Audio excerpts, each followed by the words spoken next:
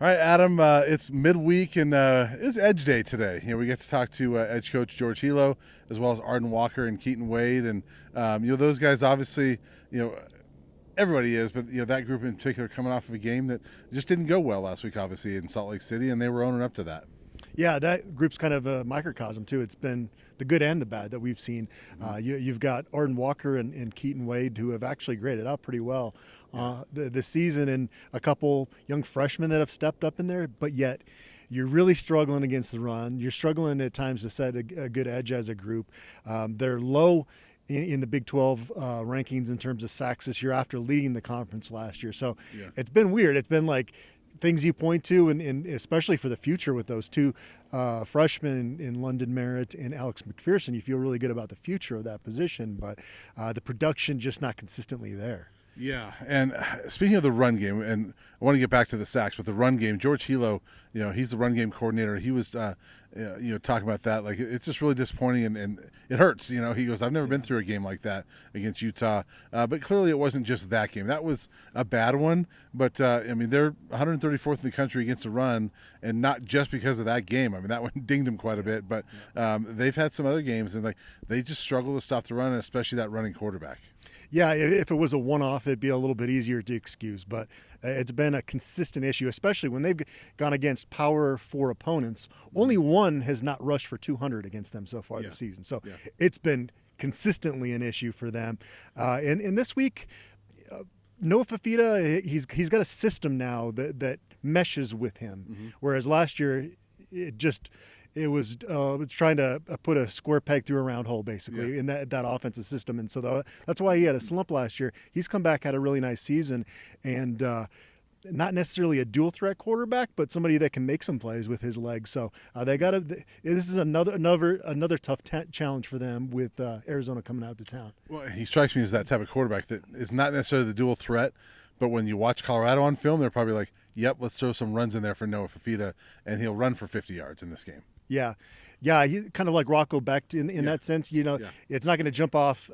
When you scout him, looking at his stats, his rushing total, but when there are plays to be made, and sometimes with Rocco and with Noah Fafita, it's the back-breaking ones that they know, they sense it when they can make a big impact with their legs, and so until Colorado can prove they can stop it, why would if you're another team, why wouldn't you make that a big part of the game plan? The amount of times that we've seen the Buffs get a team in a 3rd and 15, and the quarterback rips off a 17-yard run to move the chains is I can't even count how many times that's probably happened. Khalil Tate is still running around somewhere around right here. Yeah, every time Arizona comes here, that name comes up because I think there's so many nightmares for CU fans from that game, and there's luckily been nobody like that since then, but it was pretty close last week with Utah. They almost won the guy a Heisman trophy. It was just unbelievable. But we should probably move on because he wasn't even a starter in his first game against the Buffs. When was it over 400 rushing yards or something crazy like that? It was under 400. But it was 300 something. I think it was the most ever in a D1 game for a quarterback. So it was a lot. Yeah. That's one. Just like the game out in Salt Lake City last week, you just want to flush if you're a Buff. Which we're obviously having trouble flushing that one, but the two guys we talked to, Keaton Wade, Arden Walker, seniors. Keaton Wade was that 3rd down specialist last year. Had a huge game against Arizona. He's that 3-down guy now. I feel like he's played solid football most of the year. The numbers are down a little bit, but I feel like he's playing solid football. Yeah, and even he admitted that he's left some plays out there the first 8 weeks of the season. But I think when you're talking about things that are the least of the issue, Keaton Wade's part of that discussion, right? You'd like just a little bit more consistency out of him, but he's made big strides. He was not a guy that would have been able to play this role last year. As you asked him, just going from being a 3rd down specialist to an every down type edge guy, and he's had some big moments out there. I would put him probably in their top 5 defenders this season. Yeah. And Arden might be up there as well. Arden's played well. He had the injury. He missed a game. I think he missed the Iowa State game, but he's played well. He just continues to get better throughout his career. I haven't seen a huge jump out of him, but he feels like he's gotten better, and he's starting to look towards the NFL a little bit.